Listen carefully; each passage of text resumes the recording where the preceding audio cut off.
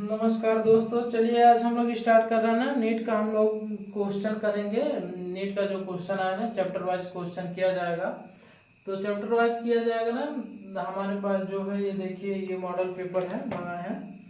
तो ये 1998 से 19 तक दिया, 19 तक ने और भी दिया, लेकिन ये चैप्टर वाइज नहीं दिया है। ये मतलब पूरा पेपर जो मिक्स करके दिया है, तो वो आपको बाद में बताएंगे। फिलहाल अब हम लोग पहला क्वेश्चन देखा जाए। हम लोग चैप्टर स्टार्ट कर रहे हैं एटॉमिक स्ट्रक्चर, ठीक है ना। एटॉमिक स्ट्रक्चर, एटॉमिक स्ट्रक्चर, ठीक है ना। पहला क्वेश्चन क्या कह रहा है? पहला क्वेश्चन ये बोला ना हम लोग को एनर्जी निकालने के लिए। एनर्जी किसमें? जूल में बोल रहा है, ठीक है ना। ये बोल रहा है क्वेश्चन है calculate the energy in joule corresponding to light of wavelength 45 nanometre, ठीक है ना। और प्लांक की वैल्यू दिया और वेलोसिटी दिया है, ठीक है ना। तो लेमडा कितना दे दिया है? 45 नैनोमीटर। अब हमको मीटर में चेंज करना पड़ेगा ना, इसलिए हम लोग पहले कर दिए 45 × 9 मीटर है। और अगला हम लोग C = 3 × 10 सेंटीमीटर सेकेंड इनवर्स दिया है, ठीक है ना। इसका मतलब ये सेंटीमीटर किसमें दिया है? नहीं, मीटर पर सेकंड में दिया है। मीटर सेकंड इनवर्स दिया है, ठीक है ना। और आपको दिया है H की वैल्यू 6.63 × 10⁻34 जूल, ठीक है ना। अगर ये आपको नैनोमीटर में चेंज करना है तो देख लीजिए 1 नैनोमीटर = 10⁻9 मीटर, ठीक है ना। और 1 एंगस्ट्रॉम = 10 मीटर, ठीक है ना। और 1 माइक्रोन = 10⁻6 मीटर, ठीक है ना। ये आपकी इच्छा है, आप अगर ना आता हो तो लिख लीजिए, कोई बात नहीं। अब आइए ना हम लोग देखा जाए E = hc/λ, ठीक है ना। H की वैल्यू पुट कर दीजिए, आंसर आ जाएगा। बहुत आसान क्वेश्चन है, ठीक है ना। आप एटॉमिक स्ट्रक्चर का फिलहाल बहुत आसान ही क्वेश्चन होता है। आप अगर बोर्ड का भी बढ़िया से पढ़ लिए हैं तो वही चीजें आ जाती हैं। 45 × 10⁻9 मीटर, ठीक है ना। ये मीटर पर क्या है? सेकंड है, ठीक है। मीटर पर सेकंड। अब आप बताइए ये वैल्यू कितनी आएगी पूरी? ये -9 है, ऊपर ले जाएंगे तो ये प्लस आ जाएगा, और प्लस आएगा 17 हो जाएगा, है कि ना? है ना। तो 6.63 × 3/45 तो काटिए, ठीक है ना, इंटू -34 + 8 + 9 इतना हो जाएगा ना। तो आपका ये कितना बचेगा? 17 बचेगा, 17 दूना 34 हो जाएगा। बोले तो हम लोग का ये आ जाएगा। इसको हम कैलकुलेट कर लिया जाए तो देखा जाए कितना आ रहा है।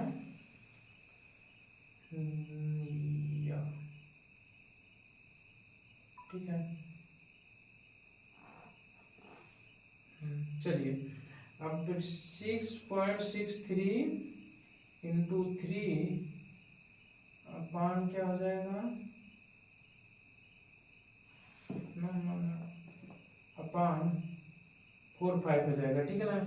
ये कितना बचा? 0.442 बचा है। और एक घंटे कितना आएगा? -17 आएगा। एक पॉइंट इधर लाएंगे तो 4.42 10⁻18 जूल आ जाएगा, ठीक है ना। ये देखिए आपका आंसर आ गया ये से, ठीक है ना। ये आसान था कि नहीं? बहुत आसान क्वेश्चन था, ठीक है ना। अब आइए ना हम लोग अगले क्वेश्चन पे चला जाए, ये उतारिए आप, ठीक है ना। अगला क्वेश्चन दिया है आपको according to law of photochemical equivalence energy absorb in given, मतलब एनर्जी आपको दिया है ना, बोल रहा है अर्ग पर मोल में ज्ञात कीजिए, ठीक है ना। अगर आपको पर मोल में ज्ञात करना है तो देखिए Na से आप मल्टीप्लाई कर दीजिए, आ जाएगा 6 दिया है आपको 02 दिया 10⁻23 और ये दिया है मोल इनवर्स दे दिया, ठीक है ना। आपको ये पर मोल में पूछा है तो मोल से मल्टीप्लाई करेंगे तो नीचे मोल ही आ जाएगा, ठीक है ना। और आपको दिया है C की वैल्यू दिया है 3 × 10 और सेंटीमीटर सेकेंड इनवर्स दिया है। और H की वैल्यू दे दिया है आपको। अब की ये ना आपको सीजीएस में निकालना है 10⁻27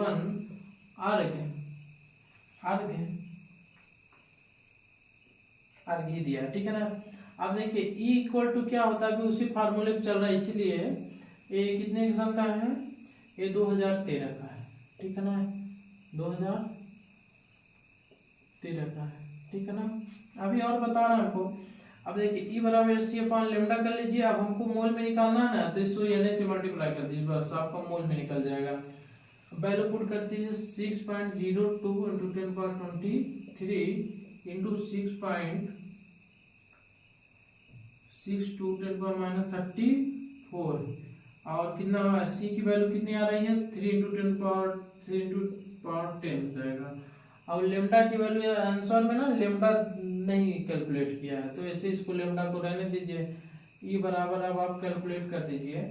चलिए ये 10 और 23 कितना हो जाएगा 6.02 इंटू 6.62 ही दिया ना आंसर, हाँ सही है। 6.10⁻27 दिया दोस्त, हाँ 27, ठीक है ना। और ये कितना हो जाएगा, इसको जोड़ेंगे जब आप, 3 होगा, कितना होगा 4 होगा, 10⁻43 हो जाएगा, 10⁻43 हो जाएगा और इंटू मल्टीप्लाई 3 हो जाएगा अपॉन लेमडा। अब हम लोग इसका मल्टीप्लाई कर लिया जाए ना, आंसर आ जाएगा फिलहाल आने वाला हम लोग का।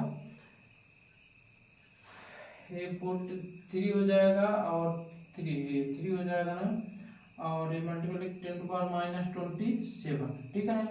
अब आप मल्टीप्लाई कर लिया जाए,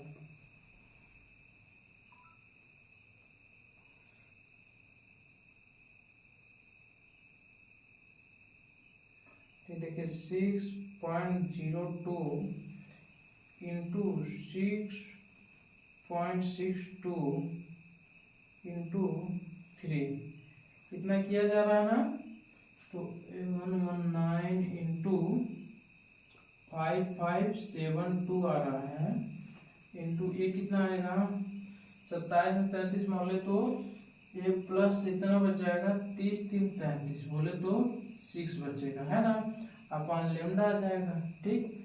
ये मोल में पूछे थे, इतना वैल्यू आ जाएगी। इसको आप इधर कर दीजिए तो 1.195, इसको 6 कर ली 5 6 हो जाएगा। और आप लिख सकते हैं लेमडा इंटू 10 कितना पावर 2 किया ना, तो 8 हो जाएगा। एक इसमें आएगा अर्ग पर मोल में आ जाएगा, ठीक है ना, अर्ग पर मोल में आ जाएगा।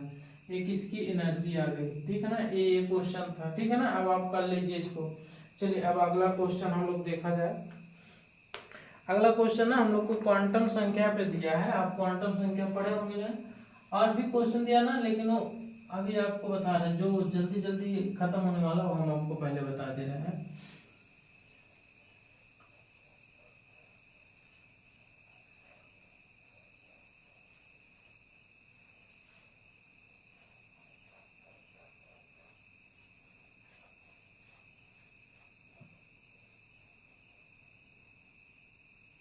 ठीक है, चलिए अब हम लोग को दिया ना क्वेश्चन, आइए कुछ क्वांटम संख्या क्वेश्चन, क्वांटम नंबर के क्वेश्चन किए जाए। आपको दिया गया है, हाँ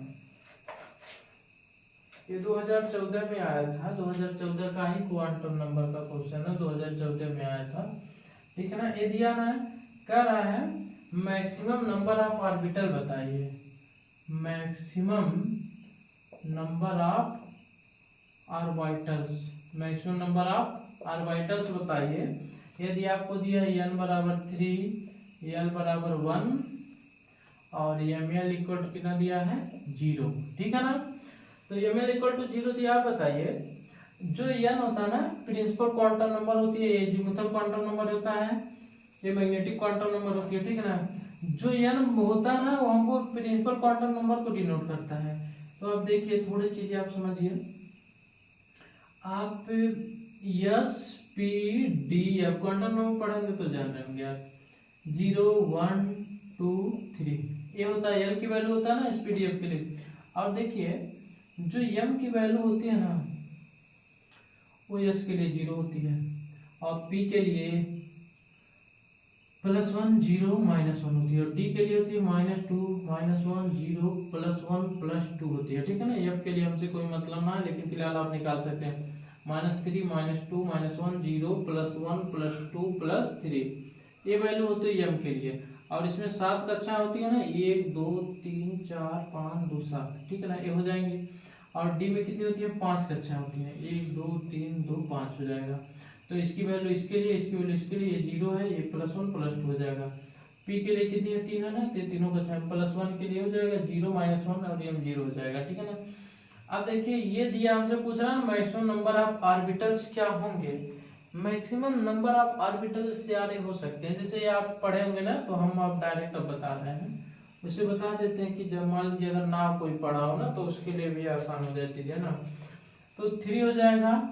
यल की वैल्यू किसके लिए 1 होती है, पी के लिए 1 होती है। एम एल की वैल्यू 0 किसके लिए होती है, देखिए तो आपको बोले तो 1 +1 0 -1, एक कक्षक के लिए ना।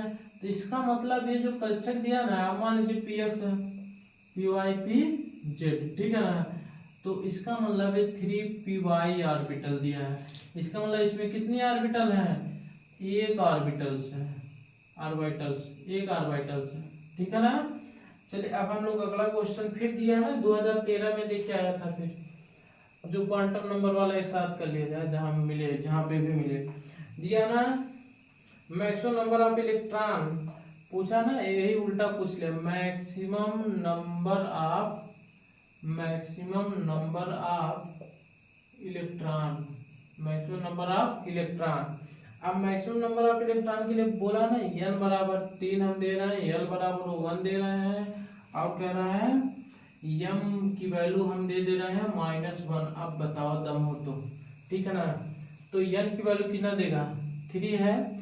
L1 किसके लिए होता है, P के लिए होता है, और -1 किसके लिए होता है, फिर याद करिए वही बात जो भी बताते हैं। सोचिए कितना आसान है, 1 0 +1, ठीक है ना। अब ये आपका क्या है, पी एक्स है, पी वाई है, पी जेड है, ठीक है ना।